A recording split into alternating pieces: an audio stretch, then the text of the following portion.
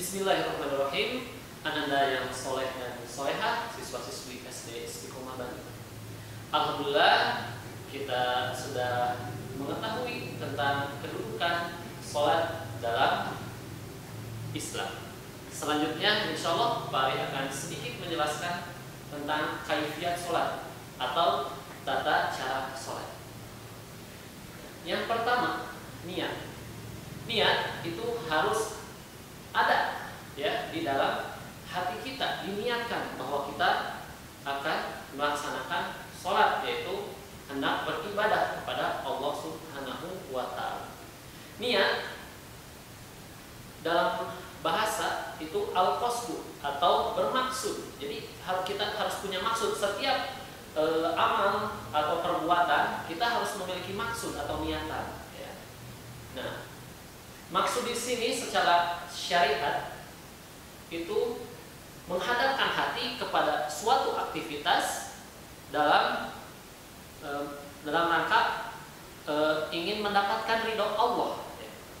Nah, jadi bahwa semua aktivitas yang kita lakukan itu harus diniatkan untuk mengharap ridho Allah. Ya, seperti mungkin kita makan, kita niatkan bahwa makan ini untuk beribadah kepada Allah, untuk mengisi energi kita agar kita dapat melaksanakan ibadah dengan sempurna, ya. Karena yang kedua, kita hendak sholat itu harus berdiri, bahkan diwajibkan ya bagi yang sehat, ya, tidak ada uzur. Nah, jadi yang kedua ini kita berdiri, ya, berdiri menghadap kiblat tentunya, ya. Dalam sebuah hadis, sahabat Imran bin Husain berkata bahwa Nabi Muhammad SAW bersabda, "Sholli qa'iman fa in lam tastati fa qa'idan fa in lam tastati fa 'ala janbi." Salatlah sambil berdiri, kalau kamu tidak mampu, lakukanlah dengan duduk. Kalau kamu tidak mampu, lakukanlah dengan berbaring. Hadis riwayat Bukhari. Nah, di sini kita bisa memahami bahwa ketika sholat itu diwajibkan untuk berdiri, ya, dan juga menghadap kiblat. Nah, terkecuali, ya, bagi orang yang sedang sakit atau mungkin dalam perjalanan itu bisa melaksanakan dengan duduk. Nah, bagi yang dalam sakit yang sangat kritis, mungkin misalkan dirawat di rumah sakit, itu boleh sambil berbaring. Mungkin terakhir boleh dengan isyarat. Tapi kalau masih belum bisa sholat juga, tentunya pasti bakal disolatkan. Mau disolatkan? Insya Allah semuanya juga mau disolatkan, ya, apalagi banyak yang menyolatkan, ya. Nah, yang ketiga, terakhir, menundukkan kepala, ya. Ketika sholat hendaklah menundukkan kepala, ya, melihat ke tempat sujud kita. Kenapa? Karena dalam surah Al-Baqarah ayat 238, A'udzu billahi minasyaitonir rajim, wa qumu lillahi qanitin. Dan salatlah dan berdirilah untuk Allah dalam salatmu dengan khusyuk. Nah, di sini qanitin artinya itu tunduk, ya. Nah, dalam artian maka ketika sholat itu kita harus tunduk, tidak memikirkan segala bentuk aktivitas. Assalamualaikum warahmatullahi wabarakatuh. Bagaimana kabarnya anak-anakku? Mudah-mudahan masih dalam lindungan Allah Subhanahu wa Ta'ala. Alhamdulillah, ya, tidak terasa waktu hari demi hari, bulan demi bulan, tahun demi tahun, ya, kita lalui. Kemudian kali ini kita masuk pada bulan Ramadan kembali. Insya Allah untuk video kali ini Bapak akan menyampaikan tentang bagaimana cara mengangkat tangan, ya, kemudian bersedekap, kemudian membaca surat atau doa yang dipanjatkan setelah tangan bersedekap. Ya. Yang pertama, kalian harus perhatikan ketika mengangkat tangan, ya, atau ketika bertakbir hendak sholat, maka yang pertama harus kalian perhatikan posisi tangan. Ya, yang pertama harus di bawah terlebih dahulu. Kemudian baru diangkat kedua tangannya dengan posisi lurus, ya, lurus dengan pundak atau sejajar dengan pundak. Allahu Akbar. Kemudian yang kedua, setelah kalian bertakbir, meletakkan kedua tangan, posisi tangan kiri di bawah, kemudian posisi tangan kanan ada di atas, dan mengepal, ya, posisi tangan kiri, ya, seperti ini posisinya untuk tempatnya antara perut sampai dada. Jadi kita posisinya ada di tengah-tengah, ya, tidak di perut dan tidak di dada, tetapi di tengah-tengah antara perut dan dada, seperti ini, ya. Kemudian setelah kita mengetahui, ya, tadi yang Bapak sampaikan dari takbir, kemudian meletakkan kedua tangan di antara dada dan perut, lantas apa yang harus kita lakukan, atau doa atau bacaan apa yang harus kita lakukan setelah kita bersedekap. Ya, ini yang biasa kita lakukan, ya, ketika sholat, khususnya yang kelas 1, ya, mohon dihafal, kemudian diulang dan diulang biar paham dan hafal. Bacaannya adalah Allahumma ba'id baini wa baina khotoyaya kama ba'adta bainal masyriqi wal maghribi.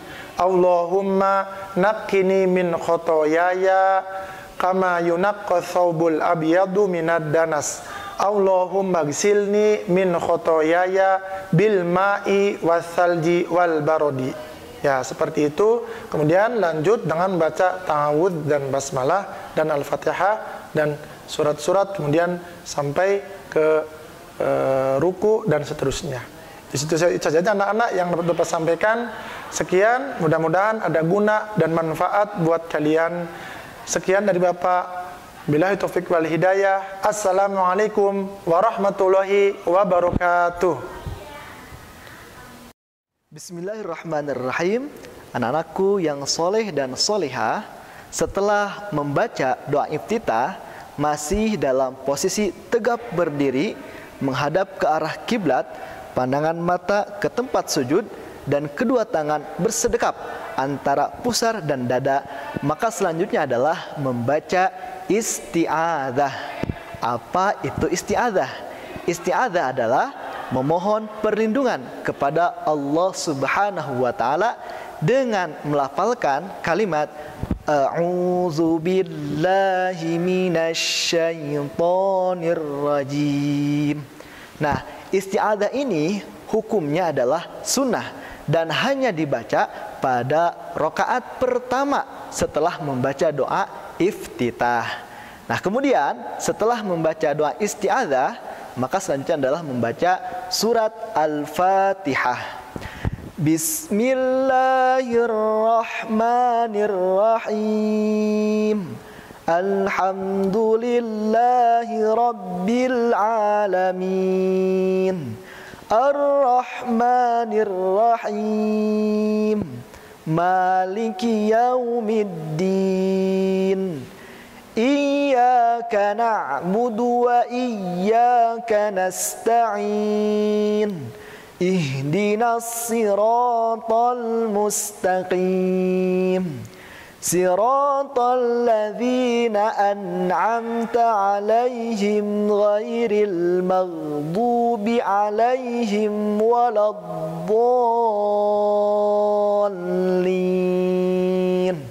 Nah, kemudian diikuti dengan amin, yang artinya ya Allah, kabulkanlah permohonan kami.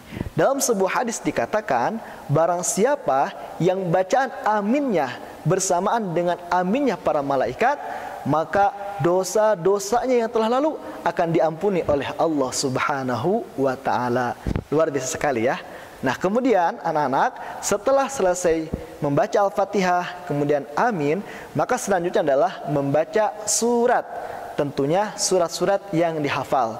Mau surat pendek atau surat panjang, yang penting dihafal, maka itu dibaca. Nah, di sini Pak Iqbal akan mencontohkan dengan membaca surat Al-Kautsar. Bismillahirrahmanirrahim. Inna a'tainakal kautsar fasholli lirabbika wanhar inna syani'aka huwal abtar. Nah, itulah rangkaian ketika anak-anak sudah dalam posisi tegap berdiri, kemudian membaca doa iftitah, dilanjutkan membaca isti'adzah, kemudian membaca surat Al-Fatihah, melafalkan amin, dan membaca surat yang dihafal. Nah, nanti ada gerakan selanjutnya yang akan disampaikan di video berikutnya. Terima kasih. Selesai membaca surat, kemudian selanjutnya adalah ruku.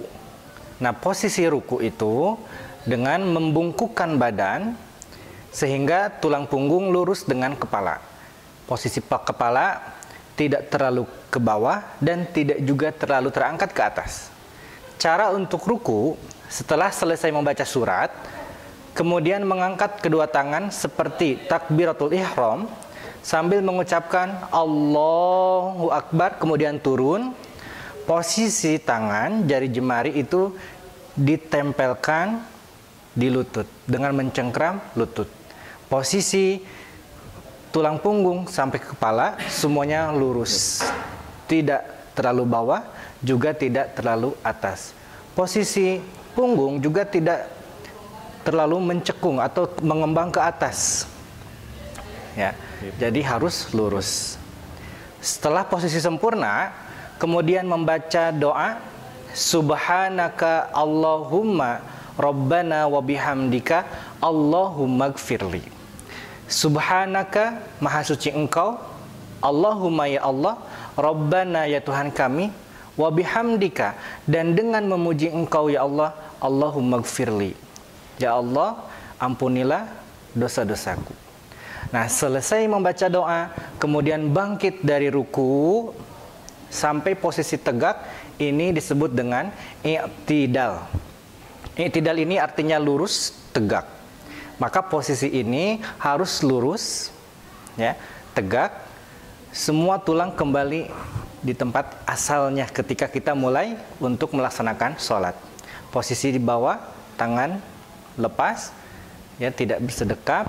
Kemudian dalam prosesnya dari mulai ruku menuju i'tidal, bangkit, mengucapkan Sami Allahu liman hamidah.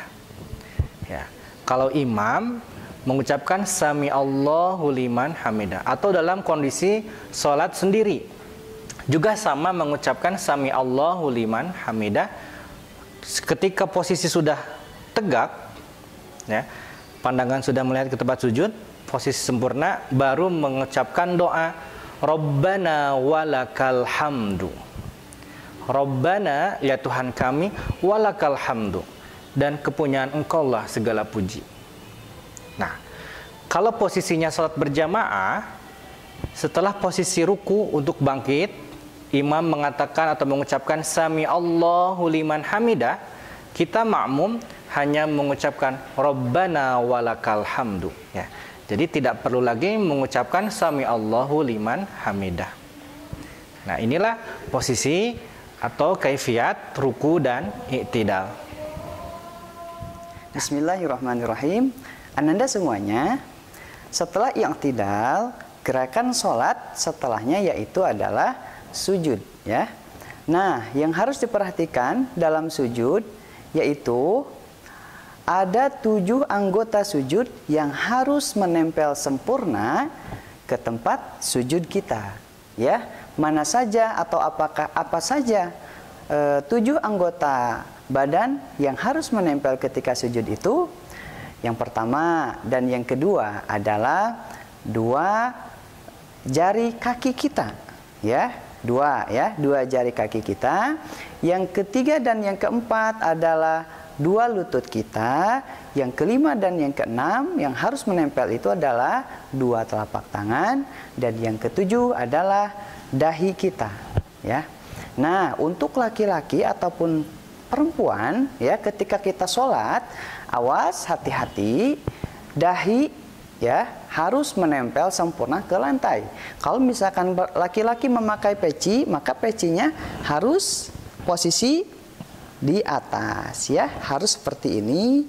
Dan dahi ini tidak ada yang menempel apapun ya, maksudnya tidak ada yang menghalangi ketika sujud, baik itu peci ataupun rambut. Nih, perempuan juga sama, ketika memakai mukena jangan sampai mukenanya menghalangi dahi kita ya, ataupun rambut jangan sampai keluar gitu ya, karena itu bisa merusak kepada pahala sholat kita.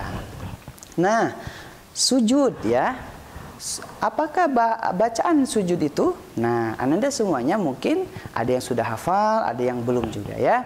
Nah, bacaan sujudnya yaitu subhanakallahumma wa bihamdika Allahumma gfirli ya. Subhanaka, maha suci engkau, maha sucimu ya Allah. Allahumma ya Allah, wa bihamdika, dan dengan memujimu ya. Allahumma gfirli, ya Allah ampunilah aku, itu artinya ya. Oke, jadi ketika sujud yang harus disempurnakan yaitu ketika yaitu anggota yang 7 tadi ya, anggota yang 7 tadi itu harus menempel sempurna ke tempat sujud kita. Oke, setelah sujud yaitu duduk antara dua sujud. Nah, Ananda semuanya ketika duduk antara dua sujud jangan terburu-buru, artinya harus tumakninah ya.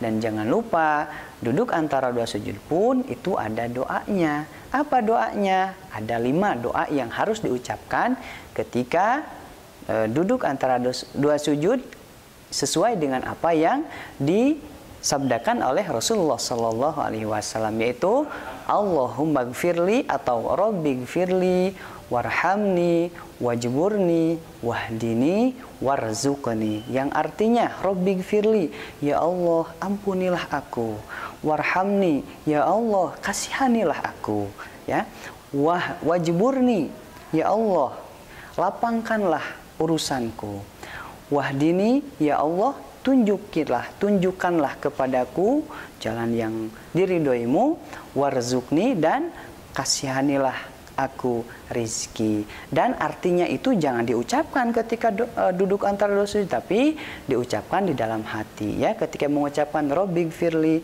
ucapkan dalam hati, ya Allah ampunilah aku, dan seterusnya. Oke, itu saja mungkin Ananda semuanya yang dapat Bapak sampaikan. Terima kasih. Assalamualaikum warahmatullahi wabarakatuh. Bismillahirrahmanirrahim. Anak-anakku sekalian yang soleh dan solehah, setelah kita mendengarkan pemaparan tentang sujud dan duduk di antara dua sujud, maka kali ini Bapak akan menjelaskan atau memaparkan tentang tahiyat awal. Apa itu tahiyat awal? Tahiyat awal adalah gerakan sholat yang dimana dilakukan ketika rokaat kedua, yang dilakukan ketika sholatnya itu berjumlah lebih dari 2 rokaat. Contoh, sholat zuhur itu 4 rokaat, maka ada tahiyat awal. Sholat asar 4 rokaat, itu pun ada tahiyat awal. Sholat maghrib 3 rokaat, itu pun ada tahiyat awal. Sedangkan untuk sholat subuh karena 2 rokaat, maka tidak ada yang namanya tahiyat awal, tetapi langsung ke tahiyat akhir ya. Nah, adapun cara atau teknik dalam tahiyat awal, yaitu yang pertama dari segi jari. Jari telunjuk ini harus diangkat. Nah, ada perbedaan di sini ya. Ada yang digerak-gerakan, ada yang tidak bergerak. Pilih yang mana? Silakan pilih yang mana yang menurut kalian lebih baik ya. Kemudian yang kedua, meratakan jari-jari dengan lutut Jadi tidak boleh lutut dengan jari ini atau jari kita ini melebihi dari lutut kita ketika duduk tahiyat awal, ya, seperti itu. Yang ketiga, posisi kaki sama dengan posisi ketika kita duduk di antara dua sujud, ya. Jadi tidak seperti tahiyat akhir nanti, ya, berbeda. Nah, yang kedua, Bapak akan menjelaskan setelah tadi tahiyat awal, maka sekarang Bapak akan menjelaskan tahiyat akhir, ya. Tahiyat akhir adalah gerakan di mana sebelum melakukan salam duduk tawaruk, di mana kaki kiri dimasukkan ke kaki kanan. Gerakannya sama seperti halnya tahiyat awal, ya. Namun perbedaannya adalah tadi kalau duduk tahiyat awal itu kakinya seperti atau sama seperti orang yang melakukan duduk di antara dua sujud, sedangkan tahiyat akhir itu kaki kirinya tidak diduduki tetapi dimasukkan ke kaki kanan, ya. Nah, untuk jari sama, ya, ada yang diangkat, ada yang diangkat-angkat atau digerak-gerakan atau yang tidak. Kemudian posisi telunjuk seperti melingkar, membuat lingkaran huruf O, ya. Terus yang keduanya jangan sampai jari kita melebihi lutut, ya. Adapun bacaan tahiyat awal dan tahiyat akhir seperti yang kalian sudah mengetahui, ya. At-tahiyatul mubarakatus shalawatut thayyibatu lillah. Assalamu alayka ayyuhan nabiyyu wa rahmatullahi wa barakatuh. Assalamu alayna wa ala ibadillahis shalihin. Asyhadu an la ilaha illallah wa asyhadu anna Muhammadar Rasulullah. Allahumma salli ala Muhammad wa ala ali Muhammad kama sallaita ala ali Ibrahim wa barik ala Muhammad wa ala ali Muhammad kama barakta ala ali Ibrahim fil alamina innaka Hamidum Majid. Nah, seperti itu. Jadi doanya seperti itu, ya. Kemudian setelah tahiyat akhir, maka kita ditutup sholat tersebut dengan salam, ya. Salam adalah sebagai penutup dari gerakan-gerakan sholat setelah kita melakukan rangkaian rukun sholat, ya. Nah, untuk salam gerakannya ini menengok atau menggerakkan kepala kita ke kanan dan ke kiri sambil mengucapkan Assalamualaikum warahmatullahi wabarakatuh. Assalamualaikum warahmatullahi wabarakatuh. Nah, ya. Jadi mau sholat apapun ketika salam seperti itu, ya. Jadi mau itu sholat wajib ataupun sholat halnya yang berbeda yaitu sholat jenazah, ya. Tidak ada ruku, tidak ada sujud, tapi tetap salamnya harus nengok kanan dan nengok kiri. Sekian dari Bapak, pemaparan dari Bapak tentang tahiyat awal, tahiyat akhir, dan salam. Begitulah runtutan dari sholat. Sekian, wassalamualaikum warahmatullahi wabarakatuh.